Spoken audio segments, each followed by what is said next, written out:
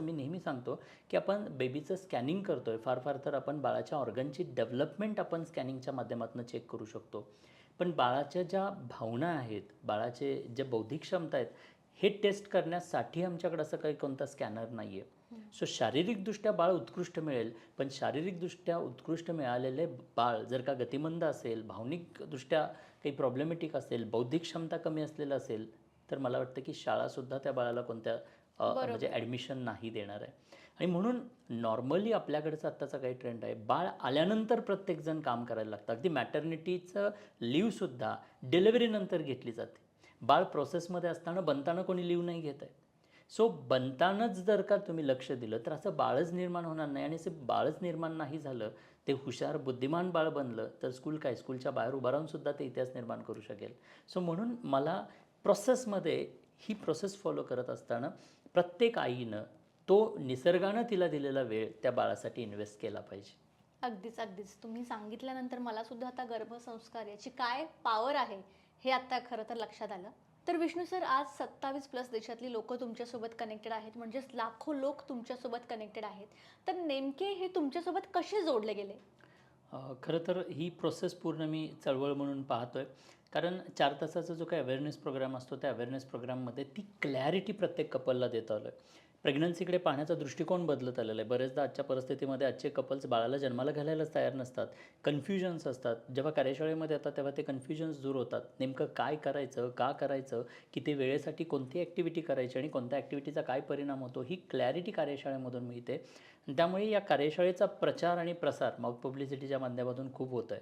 इतकंच काही गेल्या 6 वर्षात जी हजारो बाळं जन्माला आलीत गर्भसंस्कार करून, त्या बाळांना जिथे कुठे समाजामध्ये जाईल तिथे विचारलं जातं, पती-पत्नींना त्या कपल्सला विचारलं जातं, की तुम्ही तुमच्या बाळासाठी नेमकं काय केलतं? आणि मग हे पॅरेंट्स शेअर करत असतात, की आम्ही विष्णू माने सरांचं हे गर्भसंस्कार केलं म्हणून हे आमचं बाळ वेगळं आहे. आणि त्यामुळे खूप सारे कपल्स आज आम्हाला जोडले जात आहेत. कोणीतरी तुमचं बाहेर असतं, US असतं, आणखी कुठे असतं, मग त्या लोकांनासुद्धा याचे रेफरन्सेस मिळतात. आणि मग ते लोकं आमच्यासोबत जोडले जातात. ऑनलाईन संडेला आमच्या कार्यशाळा होत असतात हिंदी, मराठीमध्ये. मग त्या कार्यशाळेंना लोकं जोडले जातात. किंबहुना जिजाऊंचे बाळकडू या नावानं आपली ऑफलाईनलासुद्धा काही सिटीजमध्ये जसं नागपूर, नाशिक, तुमचं पुणे, दादर, मुंबई अशा वेगवेगळ्या ठिकाणी, वाशी या ठिकाणी काही कार्यशाळा होतात. आणि या कार्यशाळेलासुद्धा हजारो लोकं जिकडे होते तिकडे प्रत्येक कार्यशाळा हाऊसफुल असते.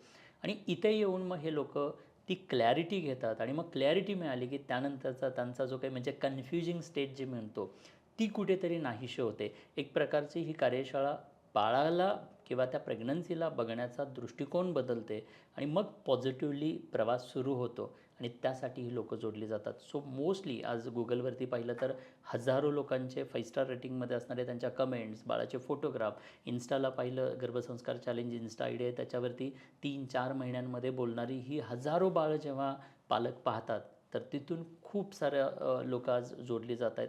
आणि मग त्यांचं आयुष्य, त्या बाळांचं भवितव्य बदलताना आपल्याला जाणवतं. अगदीच. आणि या ज्या तुमच्या कार्यशाळा आहेत, त्यांना जर आपल्या प्रेक्षकांमधला कोणाला कनेक्ट व्हायचं असेल, तर ते कशा पद्धतीने कनेक्ट होऊ IVR शकतात? नंबर आहे. हा नंबर जो आपण देतो त्या नंबरवरती संपर्क केला तर एक कॉलमध्ये लगेच आमची टीम किंवा तुम्ही या कार्यशाळांना जोडल्या जाऊ शकतात. गर्भसंस्कार चॅलेंज ही आपली वेबसाईट आहे, त्या वेबसाईटमधून तुम्हाला जोडता येऊ शकतं. ऑनलाईनला सर्व प्रेझेन्स आहे. सो तुम्ही विचारा. म्हणजे आज मला वाटतं की प्रत्येकाच्या हातात अलादीनचा चिराग आहे. थोडंसं विचारा, तुम्हाला सगळी माहिती मिळेल. तुम्ही कनेक्ट होऊ शकाल आमच्याशी. एक कॉल तुम्हाला आमच्याबरोबर कनेक्ट करेल आणि तुमचा प्रेग्नन्सीचा काळ खूप सुंदर जाईल. इतकंच नाही तर येणारं बाळ हे फक्त त्या कपलसाठी बाळ न राहता या भारताचं भवितव्य आहे आणि ते भवितव्य उत्कृष्ट बनू शकेल असं मला वाटतं. त्यामुळे जोडलं जाणं गरजेचं आहे, अवेअरनेस घेणं गरजेचं आहे आणि एक कॉल त्यासाठी खूप मदत करू शकतो.